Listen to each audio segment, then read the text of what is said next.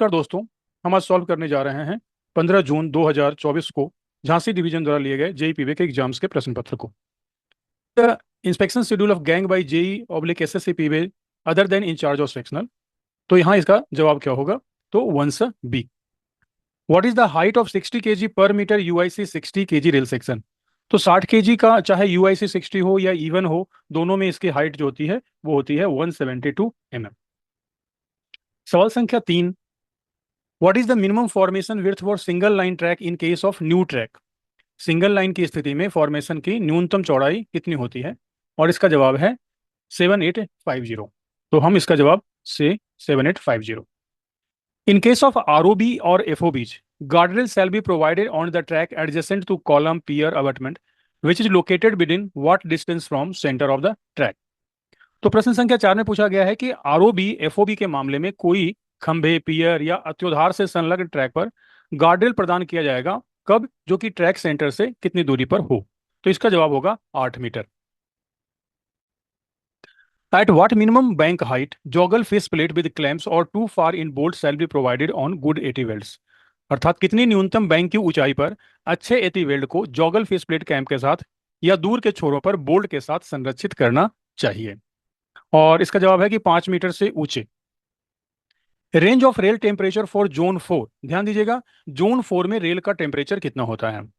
तो जोन 4 में रेल का टेम्परेचर होता है 71 टू 76 डिग्री। यहाँ पर जो भी नंबर्स दिए हुए हैं, ये नंबर्स जोन 1, जोन 2, जोन 3 और जोन 4 के दिए हुए हैं। तो यहाँ पर आसानी से भी ये पता चल रहा था कि ऑप्शन डी सही है। Question number 7, deep screening. Deep screening is carried out in rail temperature. गिट्टी की गहरी छनाई का कार्य रेल तापमान की किस सीमा में किया जाता है?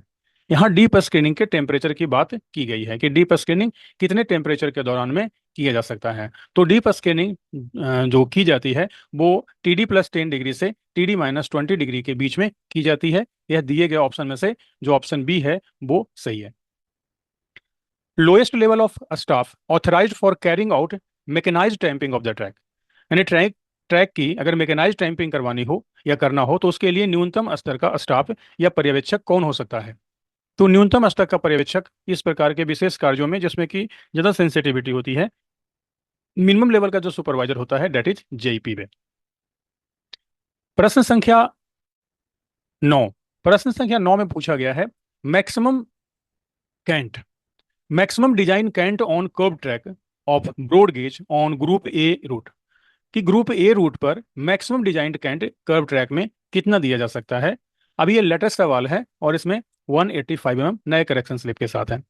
Maximum value of cant excess allowed on a curve track, ध्यान दीजिएगा, maximum value of cant excess. तो कैंट एक्सेस कितना परमिटेड है? तो कैंट एक्सेस परमिटेड होता है 75 mm।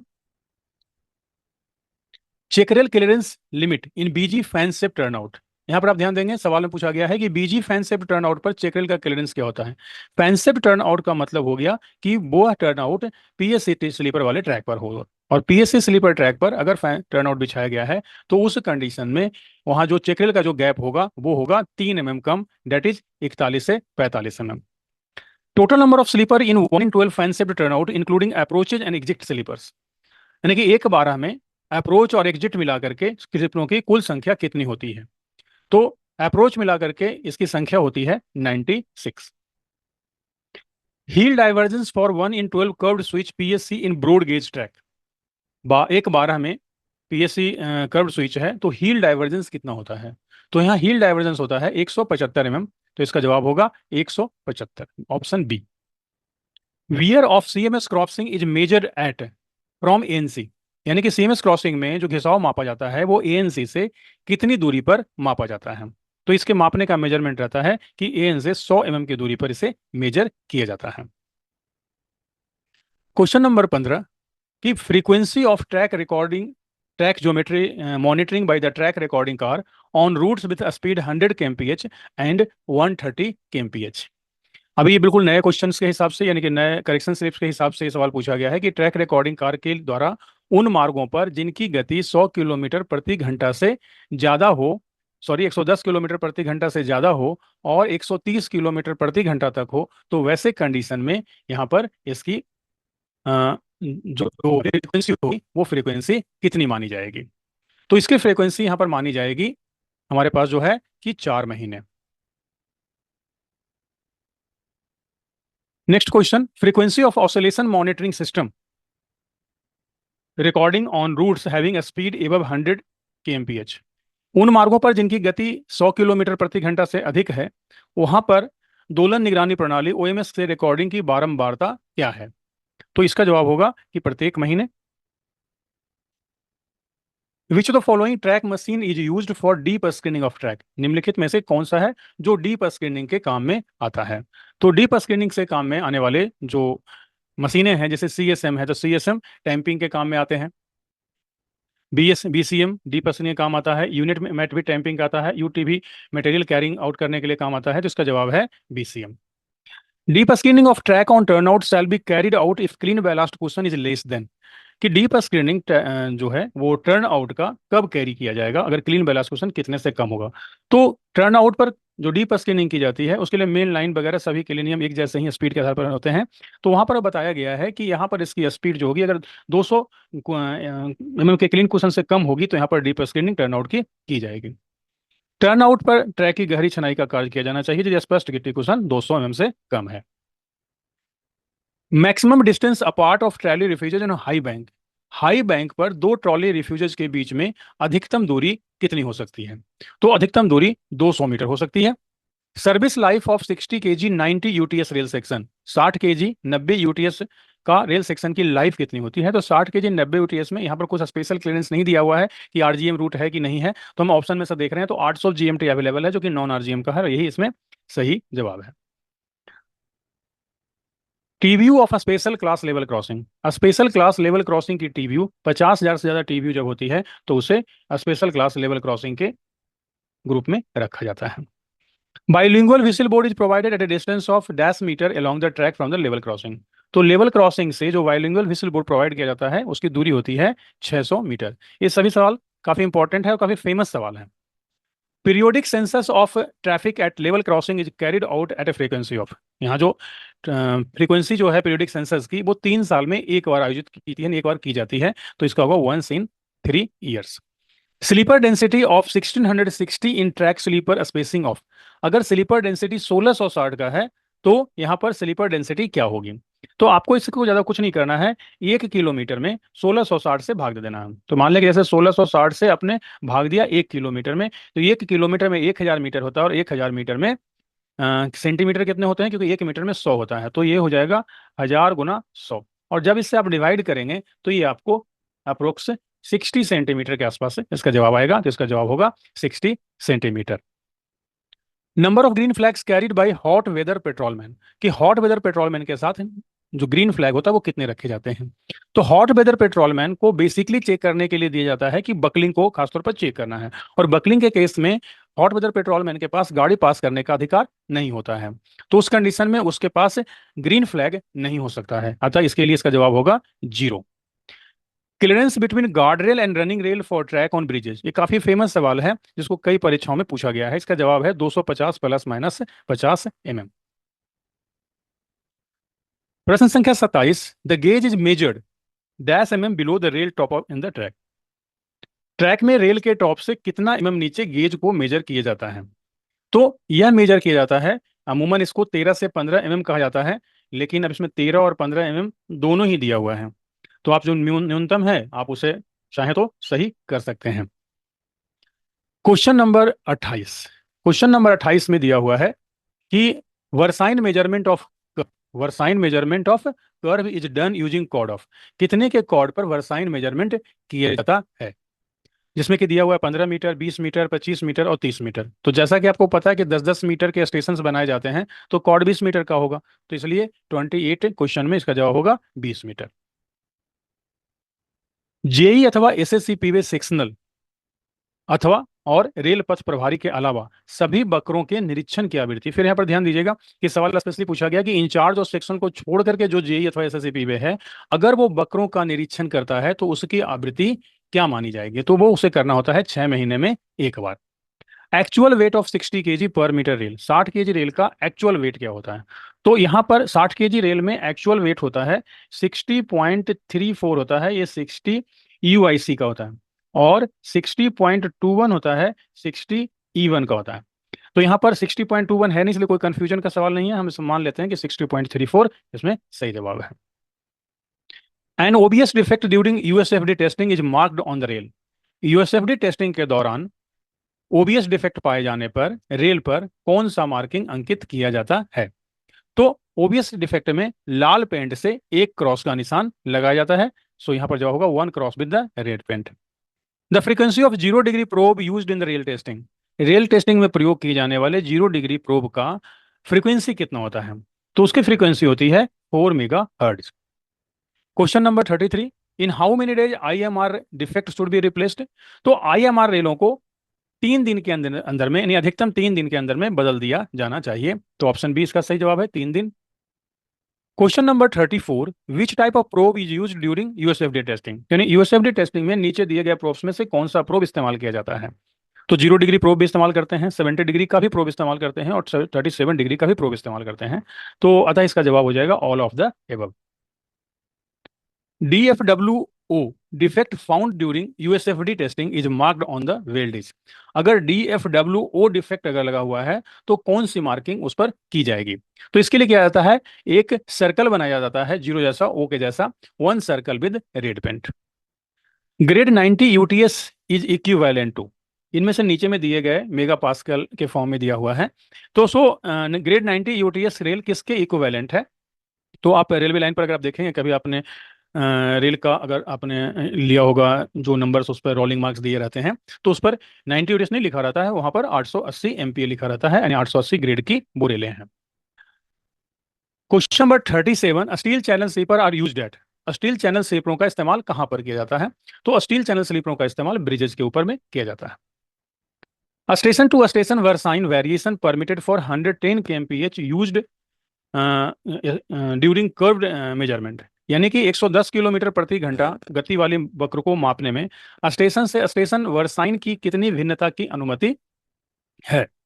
यहाँ पर थोड़ा ध्यान देने की जरूरत है कि इस ऑप्शन में स्पेशल जब दिया जाता है 110 और उससे वाले में, तो इसमें स्पेशल एक लिखा रहता है कि बाकी समय तो 10 एम होता है, पर 110 के लिए 15 mm यहाँ पर है। तो यहाँ पर आप ध्यान रखेंगे इसका जवाब देते वक्त में इस तरह के खास क्वेश्चन में। Radius of 5 degree curve, 5 degree curve का रेडियस कितना होता है? तो 5 डिग्री कर्व का रेडियस पता करना है तो आपको रेडियस बराबर 1750 डिवाइडेड बाई डी का आपको इस्तेमाल करना चाहिए। यानी 5 से 1750 में भाग दे दीजिए तो आपको 350 मीटर इसका रेडियस आ जाएगा। तो इसका जवाब होगा 350 metre. The degree of curvature should be taken as the angle at the centre subtended by an arc of dash metre in length. यहाँ पूछा गया है कि अगर हमें किसी कर्व का डिग्री पता करना है तो वो कर्व की डिग्री किस हिसाब से मापी गई होगी, यानी कितने के कॉर्ड पर मापने पर जो डिग्री आती है वो उस कर्व की डिग्री कही जाती है। तो इसका जवाब होता है कि 30.5 मीटर के कॉर्ड पर मापी गई डिग्री को उस कर्व की डिग्री कहा जाता है। Deficiency of ballast on LWR track during summer में रिजल्ट इन। अगर समर के सीजन में यानी गर्मियों के दौरान में अगर LWR ट्रैक पर गिट्टी की कमी अगर होगी तो उससे क्या होगा? आप समझ रहे हैं कि अगर बैलास्ट जो है उसके लेटरल फोर्सेज या लॉन्गिट्यूडनल फोर्सेज के मूवमेंट के लिए रोकने में हेल्पफुल होता है, तो वैसे कंडीशन में बकलिंग होने की संभावना हो सकती है। Permissible speed on 1 in 8.5 turn out with curved switch 52 kg और 60 kg rail on PSA sleeper. अगर 1 8.5 का टर्न आउट है, 52 kg है या 60 kg है, तो वहां पर इस स्विच पर अधिकतम अनुमत गति कितनी हो सकती है? तो अधिकतम अनुमत गति हो सकती है 15 kmph। अब हम अगला सवाल देखते हैं, क्वेश्चन नंबर 43। क्वेश्चन नंबर 43 में दिया हुआ है कि main function of UTV machine. UTV machine का मेन फंक्शन क्या है? तो बेसिकली इसका मेन फंक्शन है सामानों को ले जाना, यानी रेल और स्लीपरों की कार्टिंग करना, यानी कि लिफ्टिंग करना। तो एक जगह से इसको उठाने के काम में आता है। Main function of Unimat machine, Unimat machine किस काम में है? अगर आपने ध्यान ध्यान से पढ़ा होगा तो यूनिमैट मशीन पॉइंट एंड क्रॉसिंग के लिए इस्तेमाल में लाई जाती है। तो इसका जो सही जवाब होगा कि टर्न आउट टैंपिंग के लिए ये इस्तेमाल किया जाता है, एक टैंपिंग मशीन है। Walking speed of patrolman is taken as. एक पेट्रोलमैन की वॉकिंग स्पीड कितने से अधिक नहीं होनी चाहिए, सामान्यतः कितनी होनी चाहिए? और that is 3 kmph। What is the toe load of mark 3 ERC? Mark 3 ERC का टो लोड कितना होता है? तो मार्क 3 ईआरसी का टो लोड होता है 850 से 1100 केजी। संचारणमय क्षेत्र में ईआरसी के टो लोड की प्रारंभिक जांच की आवृत्ति क्या है। अर्थात यहां पर पूछा गया है संचारणमय क्षेत्र से आप क्या समझे, कोरोजन प्रोन एरिया में ईआरसी के टो लोड की प्रारंभिक आवृत्ति कितनी होगी। तो यहां पर प्रारंभिक आवृत्ति जो होनी चाहिए वो होती है 2 साल अथवा 100 GMT, इनमें से जो भी पहले हो। जनरली अगर संचारणमय क्षेत्र नहीं होता तो 4 साल या 200 GMT होता, पर संचारणमय क्षेत्र में इसकी आधी होती है, यानी 2 साल अथवा 100 GMT। Cross slope of 1 in should be provided on the formation of the new work. New work में क्रॉस स्लोप कितना दिया जाता है, तो पहले 1 in 40 दिया जाता था, अभी यह क्रॉस स्लोप 1 in 30 दिया जाता है। Question number 49, height gauge should be located at minimum distance of dash metre from the gate post. Gate post जो होता है वो उसकी minimum distance gate post, height gauge की मिनिमम डिस्टेंस गेट पोस्ट से कितनी दूरी पर होनी चाहिए, तो उसकी दूरी होती है वो 8 मीटर की दूरी पर होना चाहिए। और question number 50, screening off shoulder ballast is done by machine. निम्नलिखित में से किस मशीन के द्वारा स्क्रीनिंग की जाती है, तो स्क्रीनिंग की जाती है इनमें से, अगर आप देखें, स्क्रीनिंग ऑफ शोल्डर बैलास्ट, आपको शोल्डर बैलास्ट है बीसीए में जो पूरा करता है, ठीक है ना। बैलास्ट रेगुलेटिंग मशीन पूरे बैलास्ट को रेगुलेट करता है। सीएसएम एक टैंपिंग मशीन है। यह एफआरएम है जो कि एक प्रकार की एसबीसीएम मशीन है। तो एसबीसीएम मशीन है, तो इसका जवाब होगा ऑप्शन डी। वीडियो के दूसरे हिस्से में हम आगे चलें 51 क्वेश्चन नंबर के बाद का। तो full form of TWS, TWS का फुल फॉर्म क्या होता है, तो टीडब्ल्यूएस का फुल फॉर्म होता है thick web switch. Question number 52, auxiliary track for PQRS is laid at. जो पीक्यूआरएस के लिए जो ऑक्सिलरी ट्रैक बनाया जाता है उसमें उसका गेज कितना रखा जाता है, तो उसका गेज रखा जाता है 3400 mm।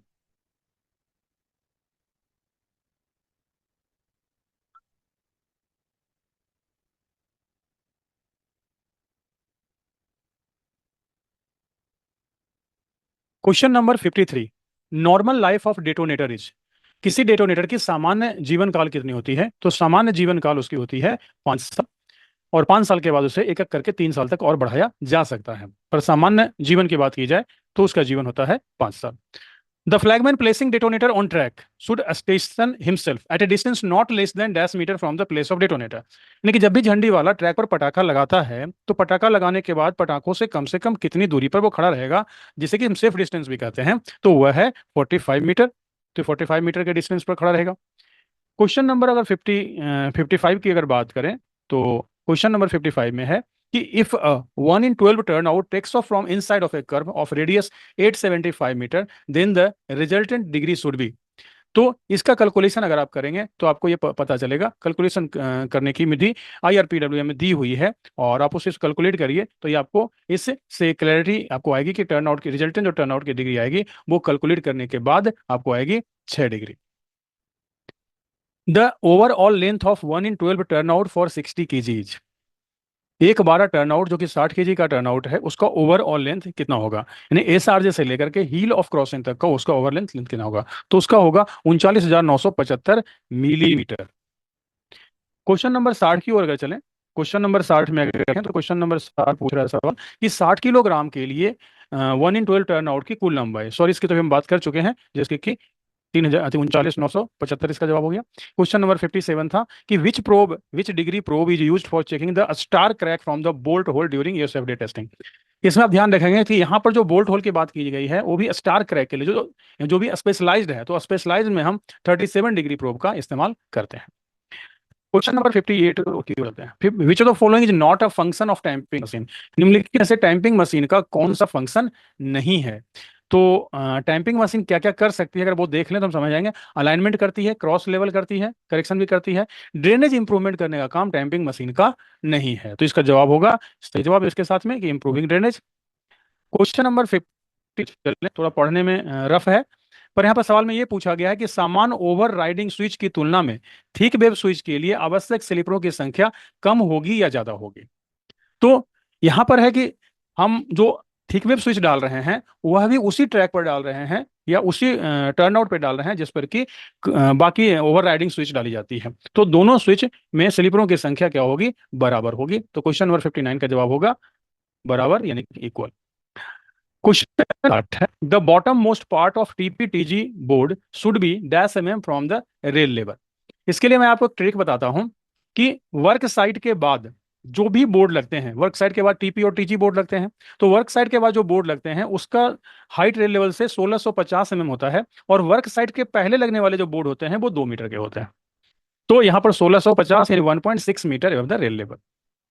Question number 61, what is the minimum horizontal distance of a platform coping goods और passenger from the adjacent track centre. ये सभी सवाल लगभग के एग्जाम में ये सवाल पूछे ही जा रहे हैं, कॉमन क्वेश्चन तौर पर है, तो यह होगा मिनिमम पूछा गया है, ये 1670 से 1680 होता है, तो यहाँ पर इसका जवाब होगा 1670।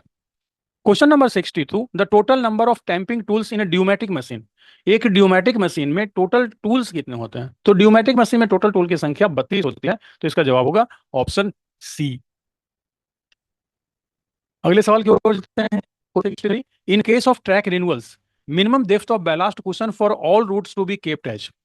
यानी कि ट्रैक नवीनीकरण के मामलों में सभी मार्ग के लिए न्यूनतम गिट्टी कुशन कितना रखा जाना चाहिए। यहां बात पूछी गई है ट्रैक रिन्यूअल के लिए मिनिमम डेप्थ कुशन। तो ट्रैक रिन्यूअल के मामले में जो मिनिमम डेप्थ कुशन रखा जाएगा, यहां पर बिल्कुल नई लाइन डालने की बात नहीं की जा रही है, सिर्फ ट्रैक रिन्यूअल की बात की जा रही है, ट्रैक नवीनीकरण के लिए सभी मार्गों की बात की जा रही है। तो कम से कम जो आपको इनमें से अगर देखा जाए तो 150 नहीं हो सकता, 200 नहीं हो सकता, 250 नहीं हो सकता, तो जो न्यूनतम डाला हुआ है वो 300 यहाँ पर सही जवाब होगा। G3L type glued insulated joint consist of how many bolts. इसके बारे में कुछ और जानकारियां आपको दे दूं कि यहाँ पर G3L, एल का मतलब हो गया LWR, और इसी की जगह अगर G3S होता तो एस का मतलब आप समझ जाते SWR या फ्री रेल ट्रैक। दूसरा G3L है, इसमें 1 मीटर की फेस प्लेट लगती है, और G3S में जो छोटी वाली फेस प्लेट लगती है, तो वहां पर उसमें 4 बोल्ट वाली फेस प्लेट लगती है, और इसमें 6 बोल्ट वाली फेस प्लेट लगती है, तो इसका जवाब होगा 6। 60 बढ़ते हैं। What is the diameter of the mark 3 type ERC. Mark 3 type ERC का डायमीटर कितना होता है? तो इसमें जो डायमीटर होता है उसका जो जवाब अगर आप देखेंगे मैनुअल में ऑलरेडी क्लियरली डिफाइन किया हुआ है 20.64। थोड़ा सा ये जो क्वेश्चन हैं फेडेड हैं, फिर भी मैंने पढ़ने की कोशिश करते हैं। Tolerance on finished AT weld is checked with the two straight edge of length. जब भी कोई वेल्ड फिनिशिंग हो जाता है, यानी ग्राइंडिंग वगैरह कर लेते हैं, तो उसके लिए उसका फिनिशिंग टोलरेंस मेजर किया जाता है। तो वह फिनिशिंग टोलरेंस मेजर करने के लिए कौन से 2 स्ट्रेट एज का इस्तेमाल करते हैं? तो इसमें 1 मीटर का स्ट्रेट एज होता है, दूसरा 10 सेंटीमीटर का होता है, यानी कि option C. Question number 67, frequency of maintenance painting of thermit weld in area not prone to corrosion. अगर कोरोजन प्रोन एरिया नहीं है, कि यानी कि सामान्य एरिया है, तो थर्मिट वेल्डों की फ्रीक्वेंसी प्रत्येक 4 साल पर की जाती है, तो ऑप्शन वन ने 4 ईयर्स इसका सही जवाब होगा। क्वेश्चन नंबर 68 की ओर at the time of destressing of LWR gap at ACJ shall be adjusted to. तो जब भी किसी ACJ को एडजस्ट किया जाता है डी स्ट्रेसिंग के टाइम में, बिल्कुल नए तरीके से एडजस्ट किया जाता है, या फर्स्ट टाइम अगर ACJ को लगाया जा रहा है, तो दोनों ही हालात में ACJ का गैप 40 mm पर सेट किया जाता है, तो इसका जवाब होगा 40 mm, यानी कि ऑप्शन डी। क्वेश्चन नंबर 69 देखें, तो ये if rail temperature rises above TD plus 20 degree Celsius hot weather patrolling can be started by. यहाँ पर बहुत अच्छा सवाल है, आप इस चीज को अगर ध्यान पूर्वक देखें, कई जगह पर आपको सवाल पूछ परीक्षाओं में पूछे गए हैं, तो इस बात का आपको इस पर विशेष ध्यान रखना है कि इस सवाल का जवाब क्या देना है।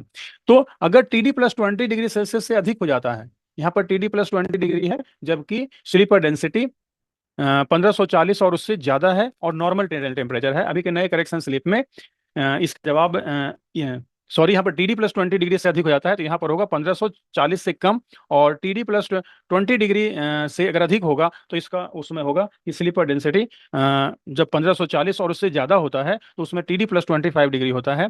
और अगर वाइडर स्लीपर का इस्तेमाल किया गया है, और वाइडर स्लीपर का इस्तेमाल करते हुए, तो उस कंडीशन में, और 1660 की स्लीपर डेंसिटी है, तो TD प्लस 25 डिग्री के ऊपर में destressing sorry patrolling, hot weather patrolling की जाती है। तो यहाँ पर आपको सवाल में था कि TD प्लस 20 डिग्री से अधिक हो जाता है तो ग्रीष्म ऋतु की पेट्रोलिंग कौन करे? तो जब भी रेंज से अगर अधिक पार हो जाएगा, तो वहां पर इसको गैंगमेट के द्वारा रिप्रेजेंट, यानी गैंगमेट के द्वारा किया जा सकता है, चालू किया जाता है।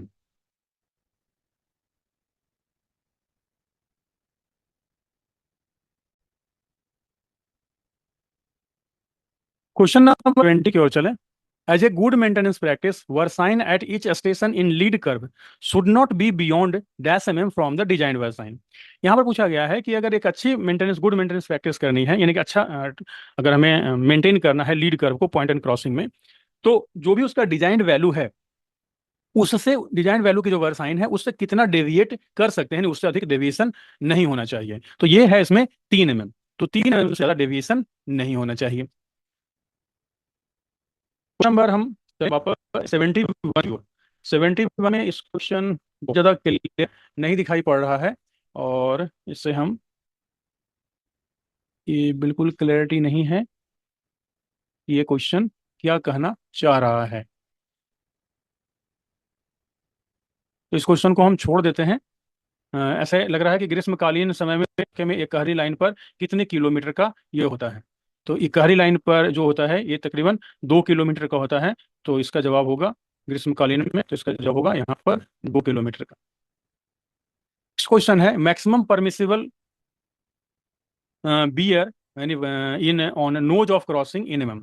तो किसी क्रॉसिंग पर जो मैक्सिमम बियर होता है वो कितना होता है। यहाँ पर बहुत ज़्यादा क्लियर दिखाई नहीं पड़ रहा है, पर अगर हम इसको अंदाजा लगाएं कि क्रॉसिंग पर जो घिसाव की अनुमत सीमा अधिकतम कितनी हो सकती है, तो अधिकतम अनुमत सीमा यहाँ पर अगर हम देखें तो मैक्सिमम जो अलाउ है वो 10 का है, यानी कि 10 mm तक का अलाउ किया हुआ जाता है। Next in CMS crossing which dimension is deducted the wear measurement to find out the actual wear of the nose crossing. तो अगर हाँ यहाँ पर 60 kg है, तो यहाँ 60 kg CMS का क्रॉसिंग है, तो घटा, तो जो भी हम बियर आता है तो एक्चुअल बियर पता करने के लिए हम कितना घटाते हैं, तो घटाया जाता है 2.5 mm, और 52 kg में 2 mm का सब्सट्रैक्शन किया जाता है। नंबर 74 की ओर चले। Length on short chord used for measurement of alignment during track monitoring.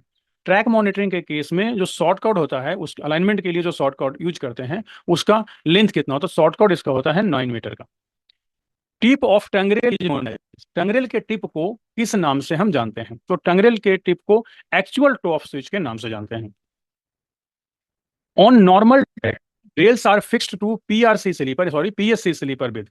सामान्य ट्रैक में रेलों को पीएससी पर बांधने के लिए हम कौन से फास्टनिंग का इस्तेमाल करते हैं, तो सामान्य ट्रैक में हम जो फास्टनिंग इस्तेमाल करते हैं उसे इलास्टिक फास्टनिंग कहा जाता है, जैसे कि ERC. What is the service life of CGRSP on the basis of the GMT in plain track areas. संभवतः इस क्वेश्चन का ऐसे ही इसका मतलब निकल रहा है, जीएमटी के आधार पर सीजीआरएसपी का सेवा काल सामान्य ट्रैक में कितना होता है। तो इस सवाल का जवाब जो होता है वो 400 जीएमटी होता है।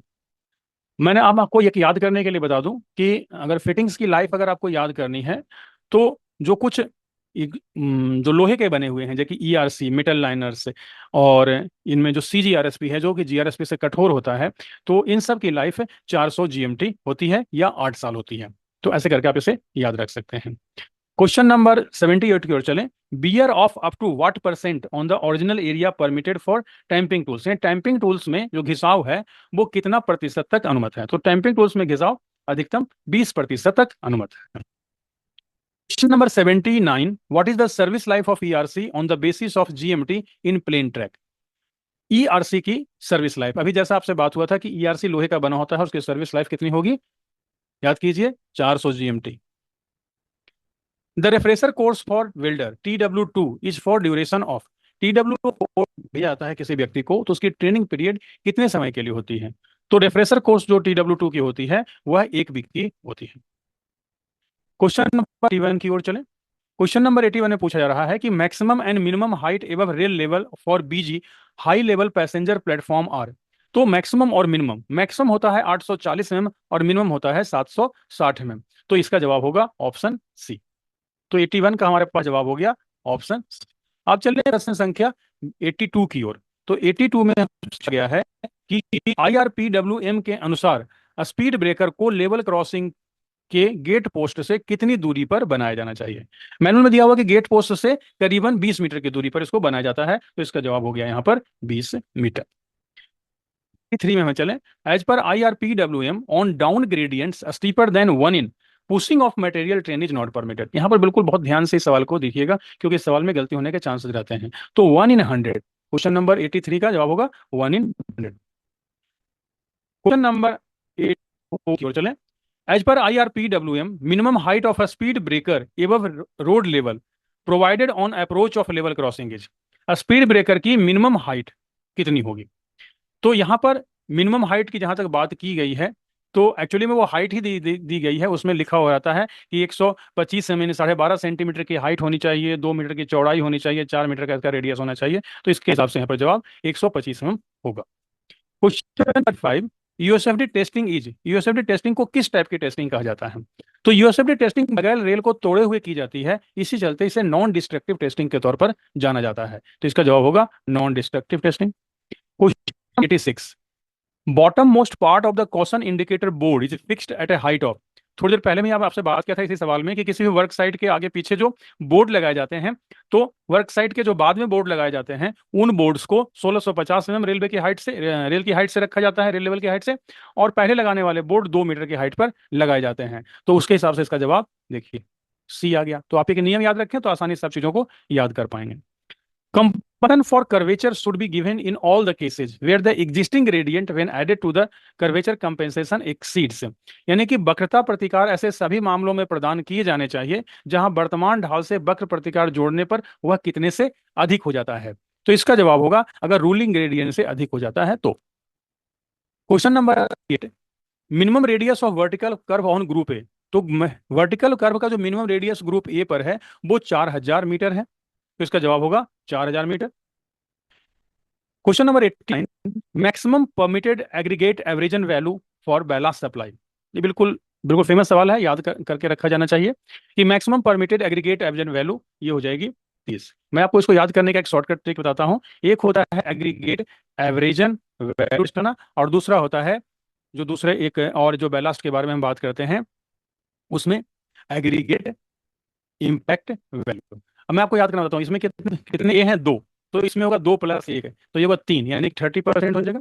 और इसमें कितना ए है, एक, तो एक से ज्यादा कितना होता है, 2, यानी इसमें 20% हो जाएगा। तो कभी आप भूल रहे हैं तो इस चीज को याद कर सकते हैं इसके नाम के आधार पर। एग्रीगेट एवरेजन 2 बार ए आ गया है तो 30% होगा, एग्रीगेट इम्पैक्ट यानी एक बार आ गया है तो 20% होगा। चलिए क्वेश्चन नंबर 90 की ओर, length of chord used for measurement of versine of lead curve turnout, turnout में जो स्टेशन बनाए जाते हैं वो 3-3 मीटर के बनाए जाते हैं, तो वर्साइन 6 मीटर के कॉर्ड पर मापे जाएंगे। तो क्वेश्चन नंबर 90 का जवाब होगा 6 meter. The minimum clearance of check rail at level crossing should be, check rail पर मिनिमम लेवल जो क्लियरेंस होता है वो कितना होगा, तो 51 से 57 होता है, तो मिनिमम हो जाएगा 51। Question number 92, the maximum height available for BG goods platform is, ये एसओडी से सवाल पूछा गया है तो इसमें एसओडी भी पढ़ना जरूरी हो जाता है। तो गुड्स प्लेटफॉर्म की जो मैक्सिमम हाइट होती है वो होती है 1065 mm। नंबर 93 की ओर चले, the difference between actual cant provided on the track and the cant calculated corresponding to the minimum speed of the section, तो इन दोनों के अंतर को क्या कहा जाता है? तो क्वेश्चन नंबर जो 93 पूछा गया है, तो difference between the actual cant provided और ट्रैक और कैंट कैलकुलेटेड, अब यह डिफरेंस कम भी हो सकता है और ज्यादा भी हो सकता है। यहाँ पर जो सवाल है कि इन दोनों के बीच डिफरेंस में जो कम भी और ज्यादा हो सकता है, यहाँ पर यह नहीं बताया गया है कि किसका है। तो अगर मैं यहाँ पर ऐसा मान करके चलूं कि एक्चुअल कैंट जो प्रोवाइडेड किया गया है वह जो कैलकुलेटेड कैंट से अगर ज्यादा है, कैलकुलेटेड कैंट से ज्यादा अगर प्रोवाइड कर दिया गया है, दो ही केस हो सकते हैं कि जो एक कैलकुलेटेड कैंट होगी, जैसे कि एक कर्वेचर, तो इसका हमने यहाँ के कैलकुलेशन के हिसाब से एक कैंट डिफाइन कर दिया। पर अगर एक्चुअल कैंट जो प्रोवाइड किया, मान लें जैसे कि 185 का यहाँ पर कैंट प्रोवाइड करना था, एक्चुअली में कैंट प्रोवाइड करना था, परंतु हम वहां पर कैंट प्रोवाइड नहीं कर पाए, कैंट हमने प्रोवाइड किया 160 ही कर पाए। तो वैसे कंडीशन में जो भी ट्रेन चलेगी उससे कैंट में कमी महसूस होगी, उसे कैंट में कमी महसूस होगी। और अगर इससे ज्यादा अगर हो गया तो कैंट ज्यादा दे दिया गया है और ट्रेनें जानते हैं कम पर चल रही है, उस प्रकार वहां पर कैंट एक्सेस महसूस होगा। तो इन सब चीजों को ध्यान रखते हुए इस सवाल को का जवाब हम आपके ऊपर छोड़ देते हैं। लेकिन यहाँ पर जैसा मैं ध्यान दूं, यहाँ दिया हुआ है minimum speed of the section, minimum speed of the section के बारे में बात की गई है कि difference between the actual cant provided on the track and can calculated corresponding to the minimum speed of the section. ठीक है, तो ऐसे केसेस में इसका जवाब हो जाएगा कैंट एक्सेस। आगे की ओर चलें, full form of T Q I, track quality index, पहले टीजीआई भी हुआ करती थी, अभी उसकी जगह पर नए जो वर्ड्स इस्तेमाल किए जा रहे हैं, इसमें ज्यादा डिटेलिंग की गई है, तो इसका बोला गया है ट्रैक क्वालिटी इंडेक्स। तो इसका जवाब होगा option B, track quality index. Question number 95, what is the full form of the GMT? तो काफी फेमस सवाल है, इसमें तो गलती किसी की नहीं हो सकती है, ग्रॉस मिलियन टन, फिर भी कई लोग इसमें गलतियां कर बैठते हैं। यूटीएस, रेल के यूटीएस का फुल फॉर्म क्या होता है? तो फुल फॉर्म होता है अल्टीमेट टेंसाइल स्ट्रेंथ। का फुल फॉर्म होता है अल्टीमेट टेंसाइल स्ट्रेंथ। ये सवाल कई परीक्षाओं में पूछा गया है, इसलिए इस चीज का जवाब खासतौर पर ध्यान रखें, खासतौर पर जो जेई की तैयारी कर रहे हैं, ultimate tensile strength. Question number 7, lowest level of a staff या supervisor competent to for supervision of deep screening of the track. मैंने बताया कि मेंटेनेंस के अलावा बाकी जितने भी स्पेशल काम होंगे उसमें मिनिमम लेवल का सुपरविजन जेई रहेगा, तो यहां पर भी आप आंख बंद करके जेई लगा दीजिए। Minimum clearance between the toe of the open switch and stock rail in switch for the new work, यानी नए कार्य में कोई भी नया कार्य चल रहा है, नया कार्य का मतलब है 2004 के एसओडी जारी हुई थी, उसके बाद के कामों को नया कार्य किया जाता है, तो मिनिमम क्लियरेंस उसमें से कितना होना चाहिए? तो मिनिमम क्लियरेंस के बारे में बताया गया है कि मिनिमम क्लियरेंस 115 mm होना चाहिए, तो आपका जवाब होगा 115 mm। Question number 9, a speed restriction imposed on deep screening site done by BCM followed by TTM and consolidation by DGS। तो आप देखेंगे ज्यादातर जो बीसीएम वाले हैं सब में 20-20 के स्पीड रिस्ट्रिक्शन लगते हैं, सिर्फ यही एक है जिसमें कि बीसीएम भी चल रहा है, टीटीएम भी चल रहा है और डीजीएस भी चल रहा है, तो जो शुरुआती स्पीड होगा वो 40 के एमपीएच का लगाया जाएगा ये साथ।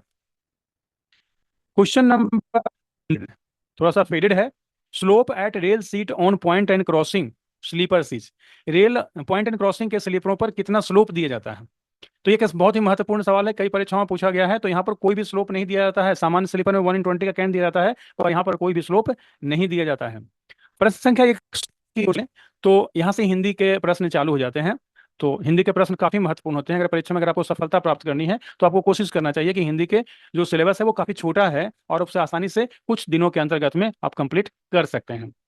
तो शुरुआत करते हैं हिंदी के सवालों की ओर। In which year Hindi parliament section was established by the railway board, railway board में हिंदी पार्लियामेंट सेक्शन कब बनाया गया था? तो इसका बहुत अच्छा जवाब है, और वो जवाब है कि हिंदी पार्लियामेंट सेक्शन, अगर इसे देखें यहाँ पर मैंने क्या रखा है, संसद, रेलवे बोर्ड में हिंदी संसद, स से संसद और स से 60, यानी कि 1960। ऐसा याद कर लीजिए कि संसद में जो हिंदी संसद अनुभाग है रेलवे बोर्ड में, वहां स से संसद और स से 60, ऐसा याद रखिएगा, तो 1960 आपको याद रह जाएगा। Language are listed in the 8th schedule of the constitution, फिलहाल शुरुआती में इसमें 14 भाषाएं थी, बाद में 8 भाषाएं और जोड़ी गई, इस प्रकार से कुल आज के डेट में इसमें से 22 भाषाएं शामिल है। प्रश्न संख्या 103, in compliance of article 344 when was the official language commission form? तो ऑफिशियल लैंग्वेज कमीशन जो फॉर्म हुआ था वो 1955 में हुआ था, और यह 344 के उपभाग 1 के आधार पर हुआ था, और इसके कमीशन के पहले जो अध्यक्ष थे वो बीजी खेर थे। कुल प्रश्न संख्या 104 में अगर चलें, who is the central chairman of the central Hind committee? तो सेंट्रल हिंद कमेटी के पदेन अध्यक्ष भारत के प्रधानमंत्री ही होते हैं हमेशा, तो इसका जवाब होगा प्राइम मिनिस्टर। प्रश्न संख्या 105, how many Lok Sabha members are there in the committee of the parliament on official language? Lok Sabha के जो पार्लियामेंट्री जो कमेटी है, ऑफिशियल लैंग्वेज की जो पार्लियामेंट्री कमेटी है, उसमें कुल 30 सदस्य होते हैं, लोकसभा के 20 और राज्यसभा के 10 होते हैं, तो इसमें लोकसभा के बारे में पूछा हुआ है, तो इसका जवाब होगा ऑप्शन बी। प्रश्न संख्या 106, who prepares the annual programme of the official language? Programme तो राजभाषा विभाग करता है, और राजभाषा विभाग मिनिस्ट्री ऑफ होम अफेयर्स के अंतर्गत में काम करता है, इसलिए इसका जवाब होगा मिनिस्ट्री ऑफ होम अफेयर्स, यानी कि गृह मंत्रालय।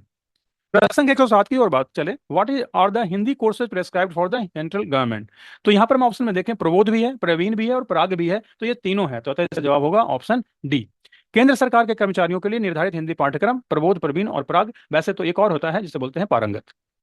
Hindi day celebrated every year, तो हिंदी डे इसलिए सेलिब्रेट किया जाता है कि उसे 14/9/1949 को पारित किया था, तो इसी चलते 14 सितंबर को हिंदी दिवस मनाया जाता है। प्रश्न संख्या 109, what is the official language of the union of India? Union of India यानी भारत संघ की राजभाषा क्या? तो भारत संघ की राजभाषा हिंदी है, और वह हिंदी जो कि देवनागरी लिपि में लिखी जाती है। प्रश्न संख्या 110, आज का आखिरी सवाल, how many articles are there in the part 17 of the constitution? तो कॉन्स्टिट्यूशन के पार्ट 17 में कुल 4 भाग हैं, 4 भागों में पहला, दूसरा, तीसरा और चौथा, इसमें 2 हमारे आर्टिकल्स हैं, इसमें 3 आर्टिकल्स हैं, इसमें 2 आर्टिकल हैं, इसमें 2 आर्टिकल हैं, तो कुल मिला के आर्टिकल की संख्या हो गई 9। तो अतः प्रश्न संख्या 110 का जवाब होगा 9। इसी के साथ आज का प्रश्नोत्तरी कार्यक्रम समाप्त होता है, फिर मिलेंगे एक नए वीडियो के साथ में। अगर आपको लगता है कि किसी सवाल में किसी प्रकार की गलती रह गई है तो कमेंट बॉक्स में अवश्य कमेंट करें, पर किसी रेफरेंस के साथ में, क्योंकि जब तक आप रेफरेंस नहीं देंगे तब तक उस चीज़ को एक्सेप्ट करना संभव नहीं है। तो उम्मीद करता हूं किस जो भी आपके कमेंट्स होंगे, अगर अच्छे लगे हों तो आप लिख सकते हैं इसके बारे में कुछ अच्छा। और अगर ज़्यादा अच्छा लगा हो तो आप इसे दोस्तों के साथ शेयर कर सकते हैं, अपने मित्रों के साथ शेयर कर सकते हैं जो कि परीक्षा की तैयारी कर रहे हैं। धन्यवाद, फिर से मिलेंगे एक नए वीडियो के साथ में।